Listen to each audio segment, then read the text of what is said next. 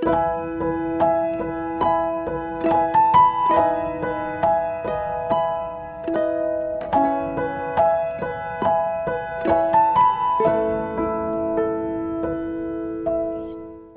terima kasih.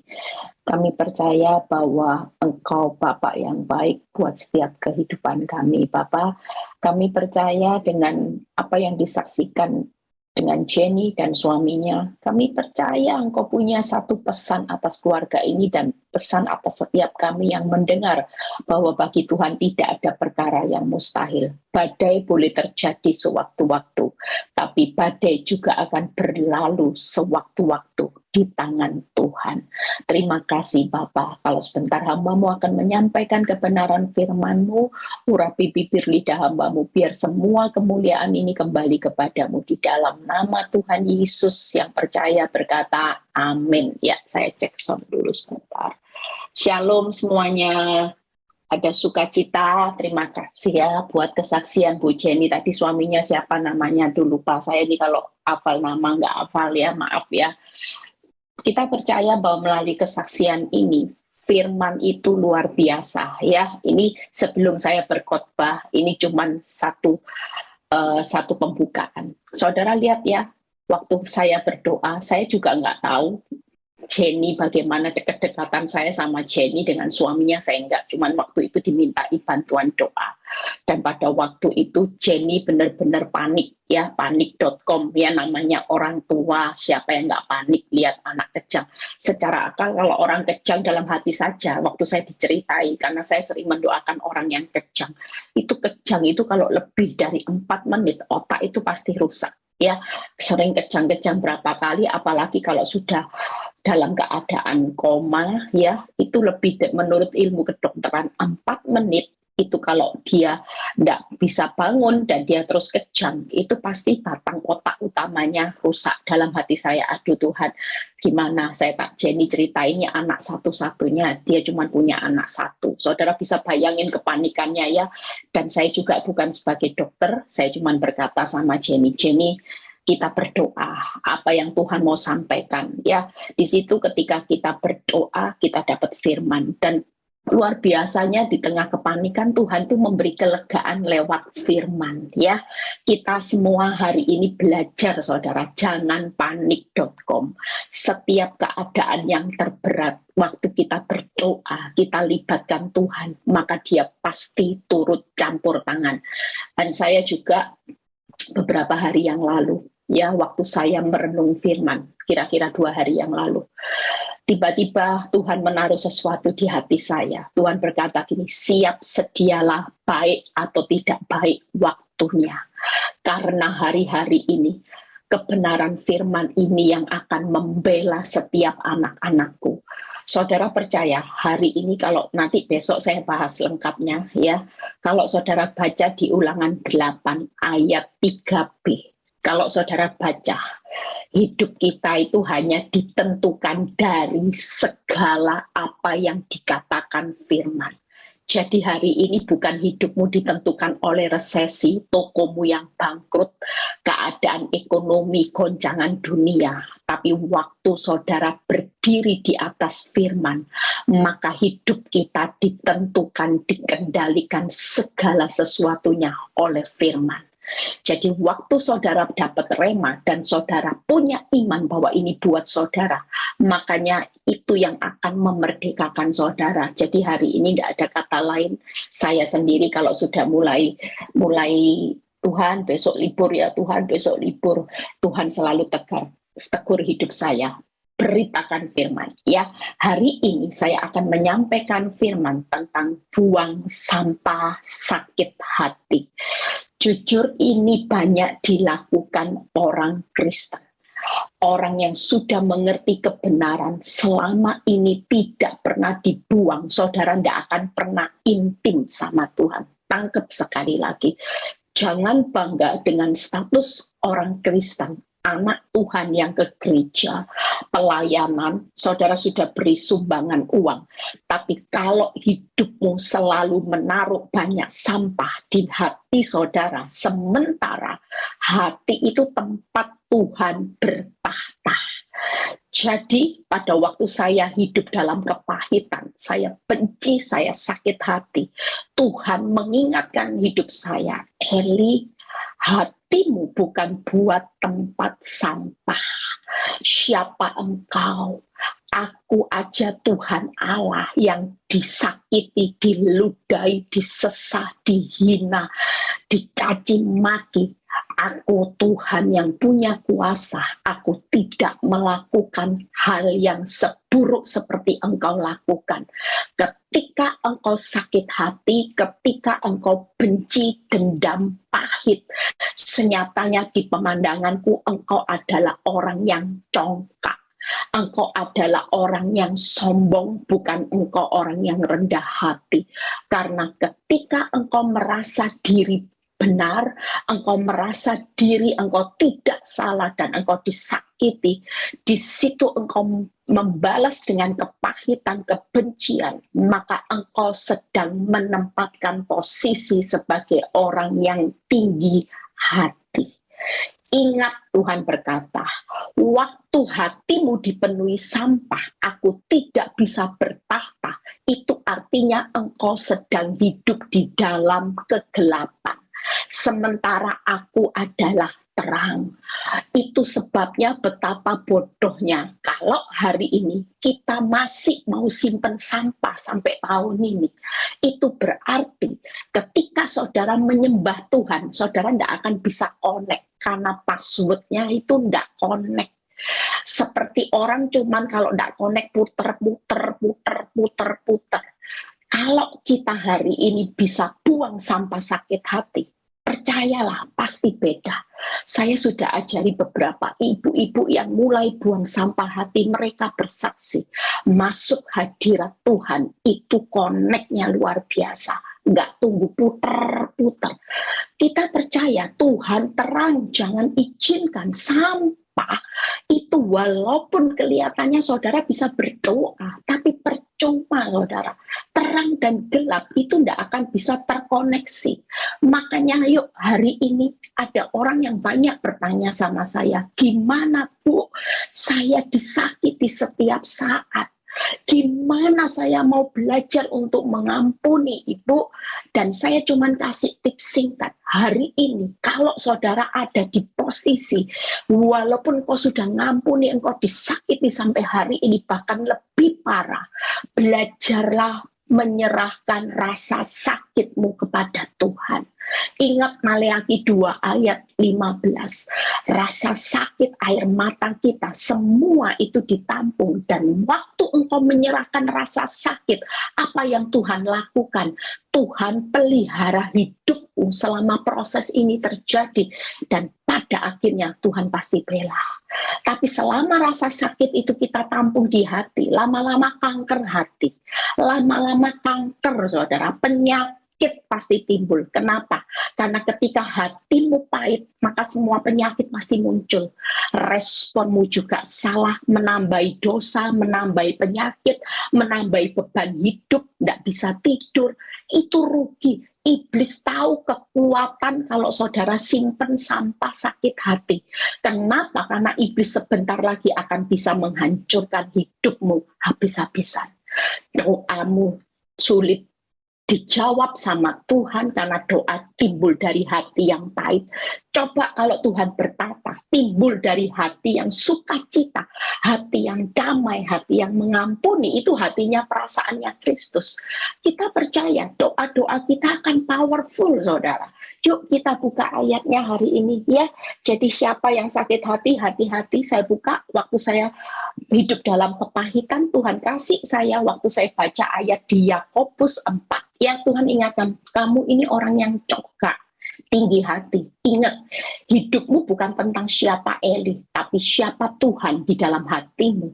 Kalau hidupmu tentang Eli, engkau tidak akan terima engkau disakiti terus. Saya juga tidak akan terima. Tapi kalau hidupmu tentang siapa Kristus ada di dalam hatimu, Kristus itu identik kasih. Allah adalah kasih. Kalau engkau tidak punya hati untuk mengasihi dan engkau hitung-hitungan dalam mengasihi, maka hidupmu bukan Allah adalah kasih lagi, tapi iblis yang ada di dalam hidupmu. Yakobus 4 ayat 6b kita baca. Allah itu menentang orang yang congkak. Lihat ya, kalau kita hari ini merasa siapa kita tidak bisa ngampuni karena kita merasa bahwa kita sudah seperti keset, kita sedang melawan Allah. Allah menentang orang yang congkak. Dan pada waktu itu Tuhan membuat saya sadar. Tuhan bilang gini, Eli, suamimu dan wanita tobat tidak tahu apa yang dia perbuat. Tapi buat engkau yang mengerti firman, padahal waktu itu saya sudah jadi gembala, tapi di balik semua rasa sakit saya nggak bisa ngampuni. Kalau ketemu jemaat, saya sudah jadi gembala, saya bisa bilang gini, shalom, sukacita, luar biasa bersama Tuhan. Tapi ketika saya disakiti, saya berkata, Tuhan sulit buat saya untuk mengampuni, sulit. Dan Tuhan cuma ingatkan, ketika itu suami dan wanita tobat, dia tidak tahu apa yang dia perbuat. Sementara kamu sebagai anakku yang sudah mengerti firman, engkau harus sadar apa yang harus engkau lakukan. Kalau engkau merasa hidupmu hari ini nggak bisa ngampuni, engkau yang congkak, engkau sedang melawan Allah. Sementara suamimu tidak tahu apa yang dia perbuat. Jadi seolah-olah Tuhan kasih saya pemandangan gini, kamu lebih parah loh dari suamimu. Suami sama wanita tobat, dia tidak mengerti firman, dia tidak tahu apa yang dia perbuat, karena dia lagi dibutakan iblis. Lah kamu ngerti firman, kenapa kamu menentang aku? Kenapa kamu melawan kebenaranku? Dari situ itu membuka pikiran saya. Dan lihat ya, tetapi mengasihani orang-orang yang rendah hati. Tuhan berkata gini, jauh lebih baik engkau hari ini ngampuni. Jadi keset yang ngampuni, dihina, dibodoh-bodohkan di kebun binatang. Ketika engkau mengampuni, engkau ini punya hati yang rendah hati, dan aku sangat mengasihimu. Daripada engkau berespon simpen sampah, tapi tetap melayani aku, apa gunanya? Melayani ada di gereja, ada di tempat ibadah, tapi engkau melawan kebenaranku. Ketika itu saya renungkan, iya ya Tuhan, bodoh saya. Hari itu saya bilang, iya Tuhan, saya sadar. Dan berikutnya lihat, kita buka Amsal 16 ayat 18. Waktu saya renungkan firman, hari itu saya mengambil satu keputusan, saya tidak mau lagi melawan kebenaran firman. Amsal 16 ayat 18. Kecongkaan itu mendahului kehancuran. Tuhan bilang gini, kamu tanpa sadar, kalau kamu terus berdiri di atas rasa sakitmu dan kau tidak bisa mengampuni, engkau sedang dalam perjalanan menuju kehancuran. Siapa yang menghancurkan? Suamimu wanita tobat? Oh bukan.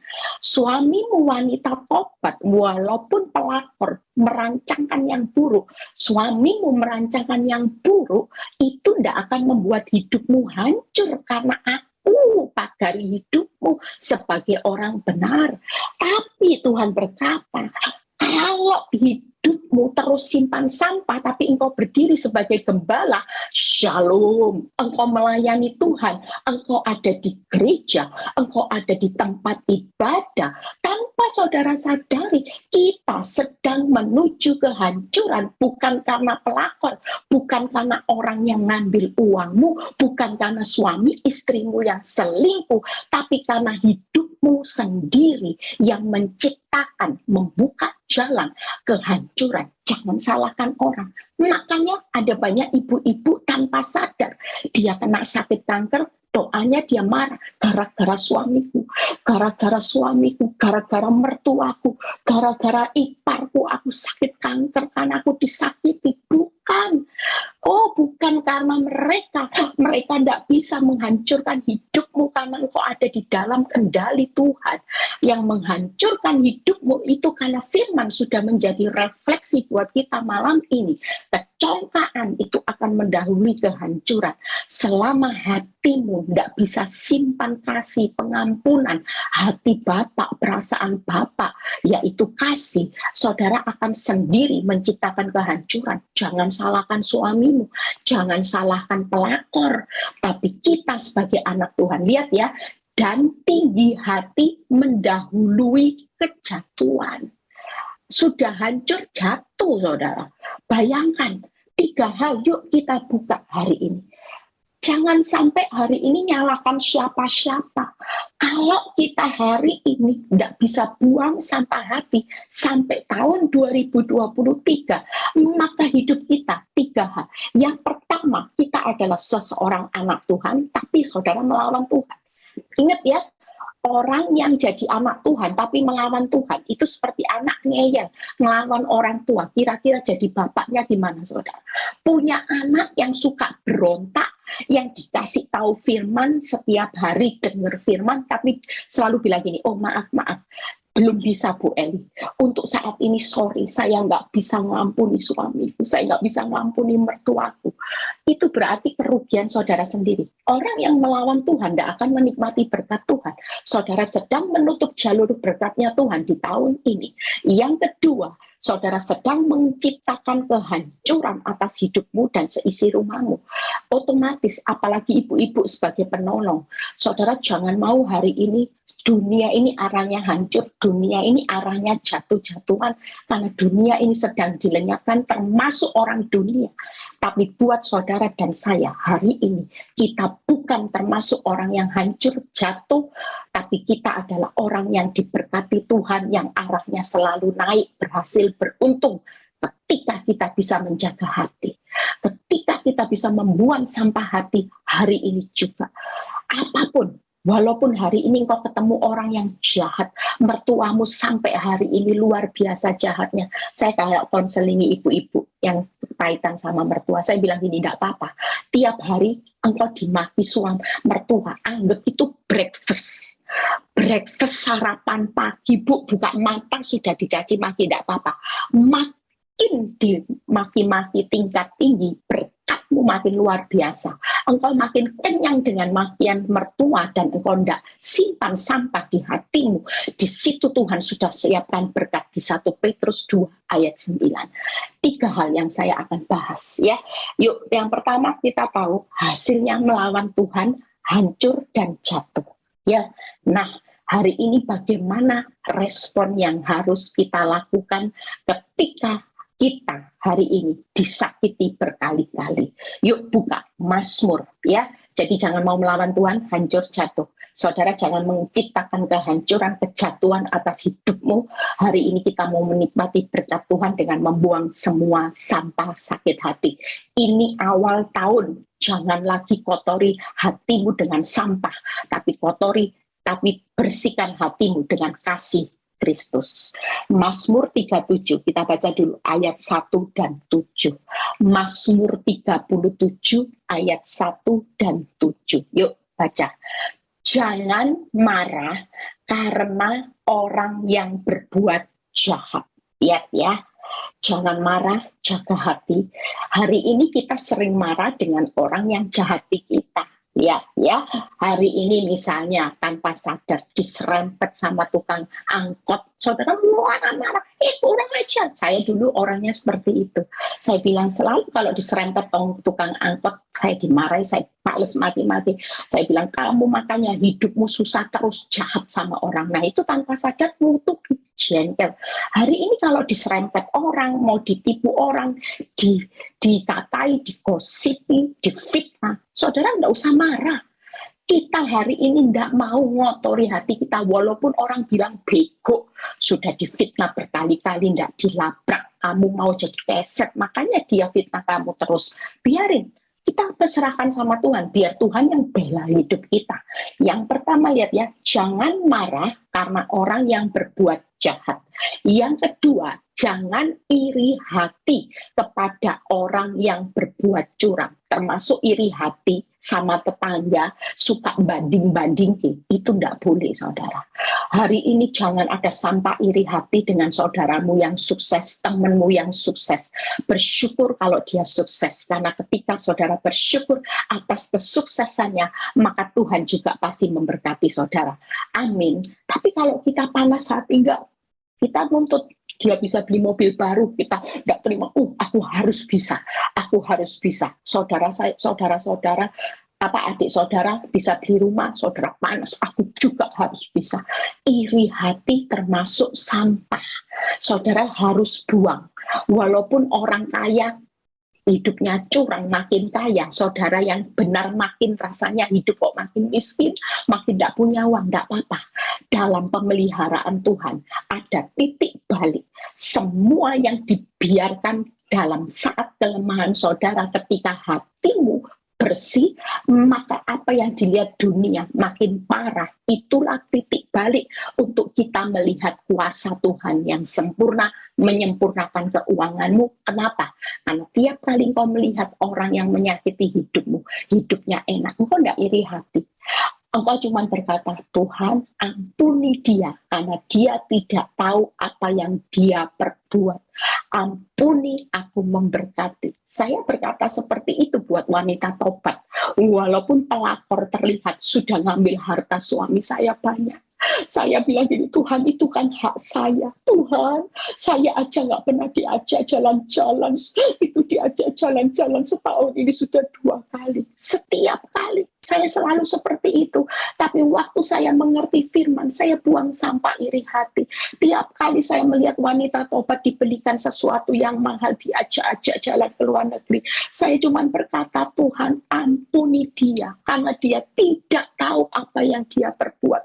Berkati dia, berikan dia jodoh pekerjaan yang baik, supaya tidak mengganggu hidup rumah tangga saya. Itu yang saya lakukan setiap kali, saudara. Lihat ya, berikutnya ayat 7. Berdiam dirilah, tidak boleh balas. Orang disuruh diam, itu tidak boleh balas apapun. Lihat, berdiam dirilah saat kita disakiti. Ya, gimana caranya, Bu Eli? Diam, doa, nangis sama Tuhan, serahkan sama Tuhan, dan nantikanlah Tuhan. Izinkan waktunya Tuhan, bukan waktu saudara balas nanti. Saudara tidak berhak, kapan ya pelakor mati, tidak boleh saudara. Itu artinya saudara jadi orang yang sombong, yang congkak, tinggi hati, punya hati ingin membalas. Lihat ya, jangan marah karena orang yang berhasil hidupnya, karena orang yang melakukan tipu daya. Jadi 3 hal, berhenti mengotori hati. Yang pertama itu jaga hati. Ya, itu tadi, jangan marah, jangan iri hati, jangan punya hati untuk membalas, tapi berdiam dirilah, nantikan Tuhan, maka hati kita akan dipenuhi dengan kasih Bapa. Yang kedua, Mazmur 37 ayat 3 kita baca. Jadi setelah selesai Zoom ini, kalau ada sesuatu yang mengotori hati, saudara langsung ingat, oh iya, ini melawan Tuhan, ini hancur, ini jatuh. Bodohnya saya, sudah bonyok, masih hancur, masih jatuh melawan Tuhan. Ruginya lipat-lipat.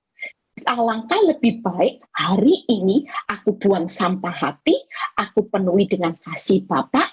Hari ini aku mau jaga hati, maka Tuhan yang akan saya nantikan untuk membela dan membalas semuanya. Amin.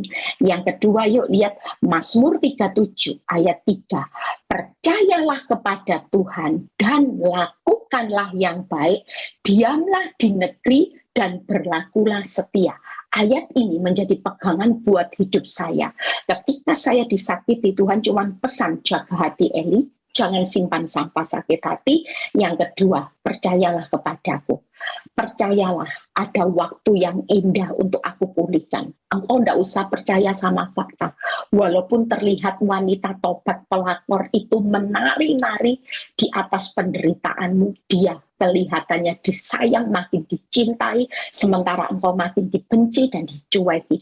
Percayalah kepadaku, aku pasti melindungi engkau dan seisi rumahmu di dalam perlindungan pagar anugerahku. Jangan percaya lihat fakta postingan Instagram, medsos itu cuma tipuan. Senyatanya ketika saya tahu, senyatanya waktu wanita itu diusir, ternyata apa yang indah itu penipu, saudara. Suster ya, salah satu pegawai yang wanita tobat itu cerita sama saya. Ya, dia cerita, Bu, setiap hari bapak sama wanita ini seperti anjing dan kucing. Tiap hari tonjok-tonjokan. Hah, bapak itu apa? Jadi orang yang suka mukul ibu? Enggak. Bapak itu baik, nggak pernah KDRT. Aduh Bu, setiap hari Bu. Ternyata semua yang diposting kelihatan menarik di atas penderitaan saya, itu tipuan, saudara. Supaya Pak Iblis menutup semua ini supaya korbannya saudara. Makanya hari ini yuk percaya yang kedua. Yang ketiga, langkah ketiga, Tuhan cuma ingatkan, Eli tetap lakukan yang baik buat Pak Nyoto. Nggak boleh mukaku Daniel, tetap tebar pesona. Walaupun dia sudah diampuni, kamu di PHP. Langkah ketiga, lakukan yang baik, tidak ada catatannya. Kalau sudah di PHP 3 kali, saya pasti harus membalas, menghakimi. Tidak ada. Lakukan yang baik sepanjang waktu. Yang keempat, diam dan setia. Dan Tuhan ingatin, sudahlah diam. Kamu tetap setia sama Pak Nyoto. Jangan ganti pasangan. Jangan mau pisah, jangan mau cerai. Sudah, diam setia. Nantikan aku yang bertindak. Selama aku belum bertindak, tetap jaga 4 hal. Jaga hati, yang pertama. Yang kedua, tetap percaya kepada aku, jangan lihat fakta. Yang ketiga, tetap lakukan yang baik. Yang keempat, diam dan setia. Sampai maut yang memisahkan. Tetap aman rumah tanggamu, tetap aman suamimu, tetap aman hidupmu, tetap aman anak-anakmu. Walaupun terlihat di depan mata engkau semakin disakiti, tetap tenang Eli, aku Allah yang bela hidupmu. Selama engkau tidak melawan kebenaranku, kebenaranku itu pasti memerdekakan. Jujur kalau saudara lihat saksi hidup saya hari ini, orang mungkin berpikir saya harus perlu minum obat tidur ke psikiater, minum obat stres, depresi, seperti yang banyak ibu-ibu konsumsi. Tapi buat hidup saya, semuanya ini tidak ada. Saya tidur tetap nyenyak, makan juga saya nikmati. Ya, bahkan hari ini hidup saya nggak error. Hidup saya kenapa? Karena saya selalu membuang sampah hati. Saya nggak mau ditipu oleh iblis. Tiap kali iblis lempar sampah, saya nggak mau masukkan dalam hati. Salahnya saudara sendiri. Dilempar sampah, disimpan. Dilempar sampah sama iblis. Sudah tahu sampah. Sampah ini racun, bau busuk. Lah kok mau ditelan, disimpan lagi. Ada loh ibu-ibu yang kemarin minta doa, kena kanker gara-gara nyimpen kepahitan berapa tahun saudara? 12 tahun. Haleluya. Bu, nyesel, tapi saya belum ketemu Bu Eli. Sudah ketemu ya Bu Eli, sudah kanker. Ya sudah Bu, tidak ada masalah ya. Tidak ada barang terlambat. Sekarang minta ampun sama Tuhan, akui pelanggaranmu. Sudah kanker, menjalar kemana-mana. Stadiumnya sudah akhir Bu. Dokter sudah bilang tidak ada pengobatan lain selain cuma butuh mujizat. Nah, masih ada cara. Satu, mujizat. Lah jangan nyerah. Lah mujizat itu tadi seperti Bu Jenny kesaksian. Badainya sekonyong-konyong. Anak tiba-tiba bisa pingsan, kejang, koma. Sekarang terjadi penyembuhannya dari Desember 16 sampai 31 Januari atau berapa hari. Itu hitungannya nggak masuk akal loh. ICU, koma, berapa hari Tuhan bisa sembuhkan. Anak ini sudah lari-lari, sudah makannya banyak. Menurut Bu Jenny hari ini, semua dokter juga ajaib, tidak ada penyakit apapun di otaknya. Lah badainya sekonyong-konyong, mujizatnya juga sekonyong-konyong. Namanya mujizat, saudara. Saya cuma bilang, ada satu cara yang lebih jitu daripada kemoterapi, yaitu minta belas kasihan Tuhan, tapi harus akui pelanggaran, harus buang dulu sampah hati, supaya ketika sampah hati ini dibuang, maka hari itu Tuhan mulai bertahta di hatimu, dan engkau akan connect dengan sumbernya. Jangan sampai sampah hati membuat kita tidak connect sama sumbernya, sehingga hidup kita tidak menikmati berkat anugerah yang luar biasa. Waktu saya connect dengan sumbernya, waktu hidup saya bisa mengampuni, mengasihi, di situ hidup saya penuh damai sejahtera, hidup saya satu pintu membuka banyak pintu. Kalau kita mau tahun ini satu pintu menjarah banyak pintunya Tuhan, maka tidak ada jalan lain, buang sampah hati. Disakiti kebun binatang, katakan puji Tuhan, haleluya, aku memberkati engkau dengan damai Kristus. Nggak usah balas. Kalau saudara balas, saudara memberkati dengan berkatnya iblis. Tapi kalau saudara berkata ampuni mereka Bapak, itu saudara sudah melepaskan berkat, melepaskan anugerah, dan saudara sendiri sedang menaruh bara api di atas kepala musuh. Saudara sendiri akan menikmati berkat Tuhan yang melimpah. Amin, saudara. Ya, 4 langkah ini jadi pedoman kompas. Hari ini tidak ada lain, saudara. Waktu engkau menghidupi firman, maka kitab Yosua 1 ayat 8 berkata, engkau akan berhasil beruntung. Ya, itu nanti kalau nggak salah khotbah saya akan membahas tentang firman ini. Pilar kehidupan akan segera saya khotbahkan karena saya sudah dapat materinya lengkap dan ini bagus. Ya, jadi hari ini kita hanya perlu firman dan firman. Waktu kita hari ini menghidupi firman, kita sedang sejalan dengan Tuhan. Tapi waktu kita tidak menghidupi firman, kita sedang melawan kebenaran, kita melawan Tuhan. Mana bisa hidup mau dalam berkatnya Tuhan, tapi saudara lawan berkatnya. Jujur, banyak anak Tuhan ini aneh. Kalau sudah kepepet, minta tolongnya sama Tuhan, tapi hidupnya tetap melawan kebenaran. Saudara minta sumber kebenaran yang tolong, tapi saudara lawan kebenaran. Saudara nggak hidupi kebenaran. Kira-kira sumbernya bisa dibuka enggak? Kerannya bisa dibuka enggak? Kalau kita mau konsisten menikmati berhasil dan beruntung, maka kita harus sejalan dengan kebenaran. Jangan melawan kebenaran. Amin. Yang berikutnya, jaminan Tuhan atas orang benar. Ya, satu pembahasan kita akan selesai. Mazmur 37 ayat 39 ayat 40. Apa yang Tuhan jamin atas orang benar kalau kita hari ini sudah melepaskan pengampunan, membuang sampah hati. Lihat ya, orang-orang benar diselamatkan oleh Tuhan. Lihat ya, waktu kita disakiti, kita cuma berlindung, kita berserah. Ia adalah tempat perlindungan mereka pada waktu kesesakan. Ibu-ibu, bapak-bapak yang lagi disakiti, tidak ada jalan lain. Yuk berlindung sama Tuhan, karena dia tempat perlindungan pada waktu engkau disakiti. Yang berikutnya, Tuhan menolong mereka dan meluputkan mereka. Ia meluputkan mereka dari tangan orang-orang fasik dan menyelamatkan mereka sebab mereka berlindung padanya.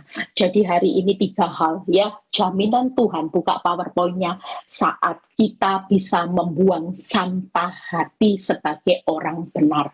Yang pertama, kita pasti dilindungi, kita pasti ditolong, kita pasti diluputkan. Tidak mungkin tidak. Ya, kita hari ini percaya 3 ini aja kalau menyertai saudara di tahun-tahun ini, musuhmu tidak akan bisa menghancurkan hidupmu. Apapun yang bisa menghancurkan hidupmu ketika engkau melawan Tuhan, ya, ketika engkau congkak, engkau simpan sampah hati, itu yang menciptakan kehancuran. Tapi selama rekaan yang jahat, Bu Eli, saya digugat di pengadilan, it's okay, tidak apa-apa, tenang aja. Kalau Tuhan berdiri berpihak kepadamu, maka di pengadilan Tuhan pasti lindungi hidupmu.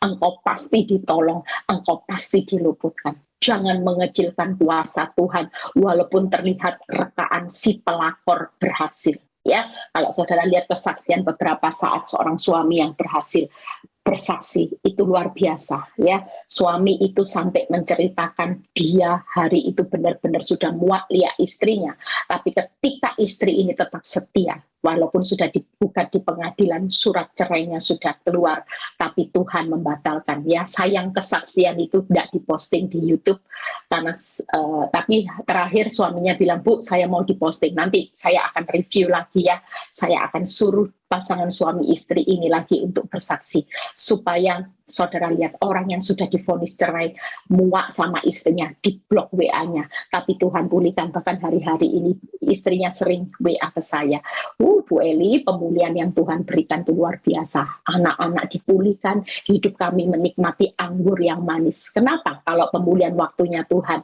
itu indah, karena cinta kasih yang mula-mula itu dicurahkan. Jujur, sekarang cinta itu kalau cinta sama suami, kalau hidup dalam dosa, cinta itu cuma cintanya nafsu, kasihnya cuma kasih yang palsu.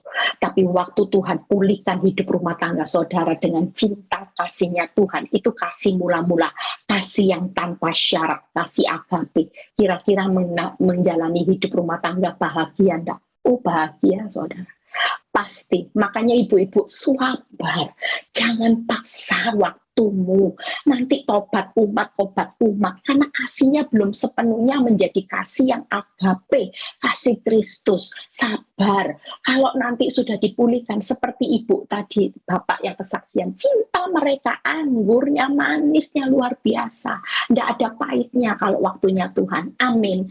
Yang terakhir ya, jadi pertama, kita pasti dilindungi, ditolong, diluputkan. Karena yang terakhir, yuk, apa sih yang akan Tuhan perbuat? Jangan iri, jangan marah, jangan membalas ya, tetap percaya aja kepada Tuhan, lakukan yang baik, diam dan setia. Maka musuh, lihat hasilnya. Mazmur 37 ayat 2 kita baca ya.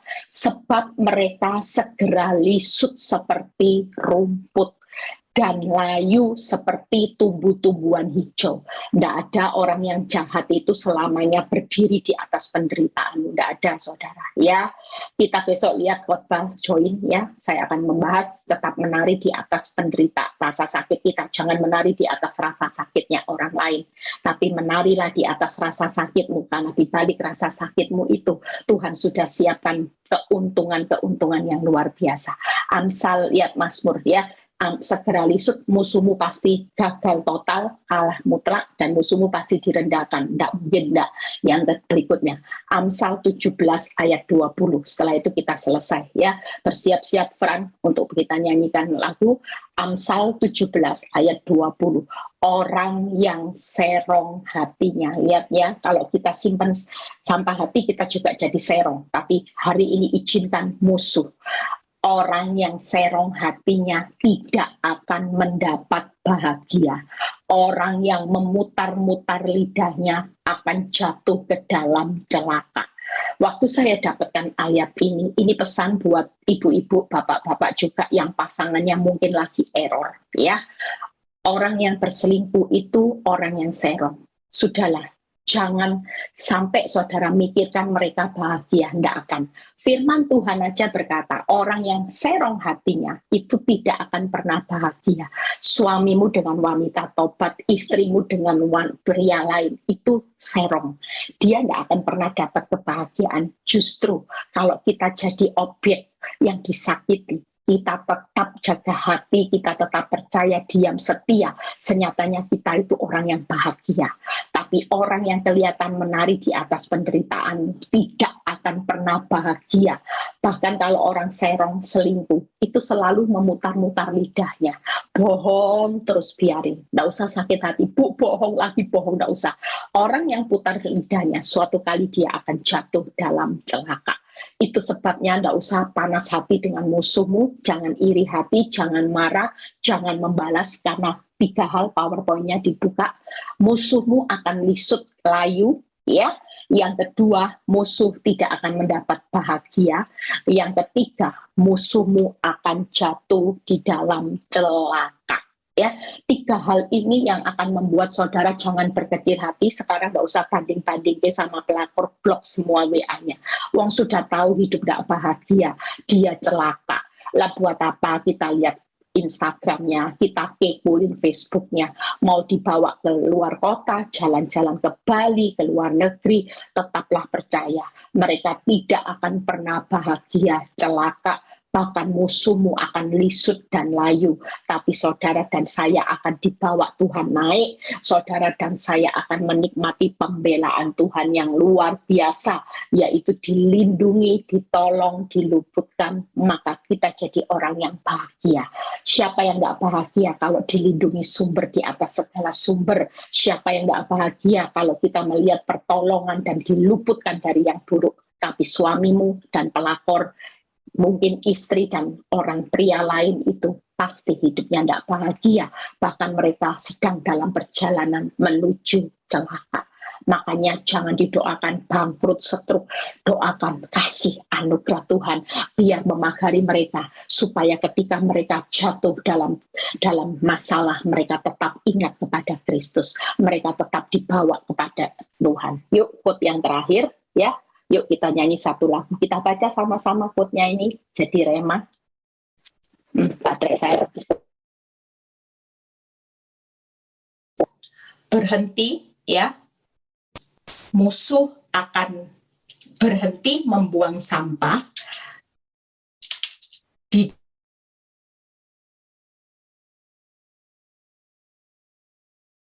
ya. Jadi sekali lagi, yang pertama, berhenti membuang sampah di dalam hati, sebab hati kita adalah tempat Tuhan bertata. Jadi reminder, kalau mau sakit hati, aduh ini tempatnya Tuhan, jangan digeser.